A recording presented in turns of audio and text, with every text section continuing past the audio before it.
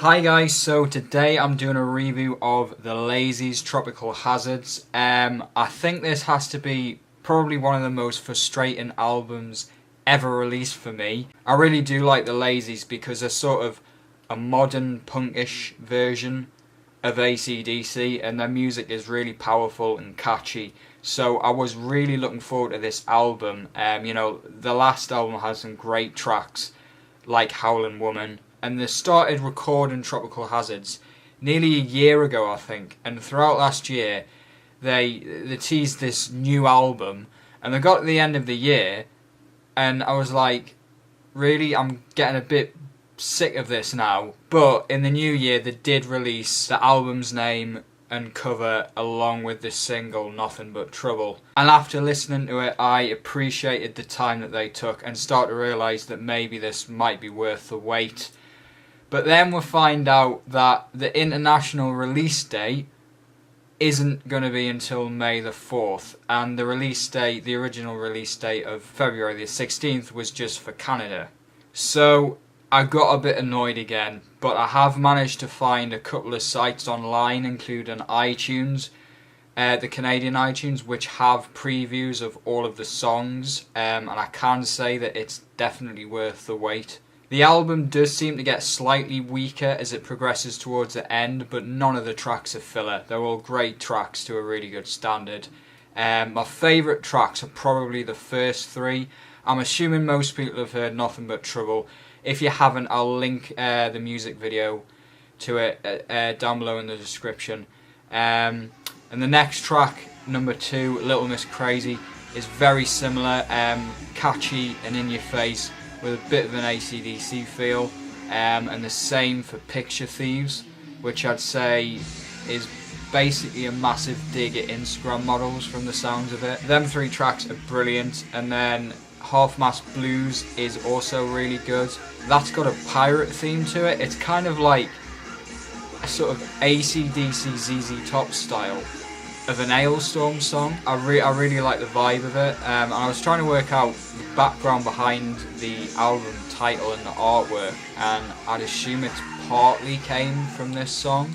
Track number 5, Young Modern Lightning, is a power ballad. It differs from the sort of AC/DC-ish vibe, but I really like it. It's really well done, and once again catchy like pretty much every track on this album, to be honest. Next track, One's Too Many, has got a bit of a sort of punkish AC/DC feel to it, and it's basically just about getting smashed. Track number 7, Louder Than Youth, is a very sort of rebellious teen type of song. Kind of sounds like it's about me, to be honest. And then we'll come to the second power ballad on the record, number 8, Somebody's Daughter. This one keeps sort of growing on me each time I have a listen to it. It's got some really nice guitar work in it. Number 9 is Can't Kill the Truth. Probably the weakest song on the album, but it's still to a good standard like all the rest of the tracks. And then the last song on the album, number 10, Take Back the Town, is another sort of punkish rebellious song like Louder Than Youth and Can't Kill the Truth. It's quite political, and it's got a very sort of strong sing-along type of chorus to sort of nicely wrap the album up. So overall, I think it is a really good album. Obviously the best that they've come out with, definitely so far.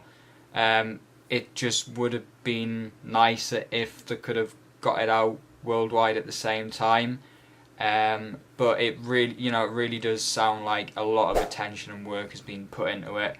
Now, if you're outside of Canada and you want to listen to the previews, I've put them in the description. You can get about 2 minutes out of every song.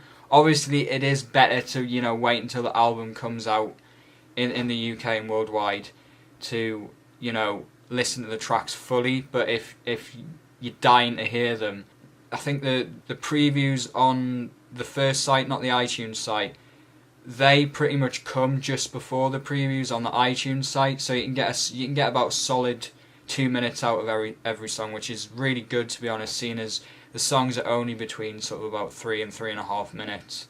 But yeah, I really like the album, and the first 3 tracks sound awesome. If you haven't checked out or heard about the AC/DC Legacy Facebook page. Please go and check that out now and give it a like if you are a fan of all the current AC/DC influenced bands like Airborne, Thundermother and the Lazies, those sorts of bands. I basically post, album updates, community sort of discussion type stuff, stuff like this, reviews. It's a community for people who are fans of that sort of music to go to. So if you haven't checked out the Facebook page, please go and check that out. But other than that, I should probably be back next week with a review of Thundermother's new album. But other than that, I hope you enjoyed this review. Leave in the comments down below what you think of the album, and thanks for watching.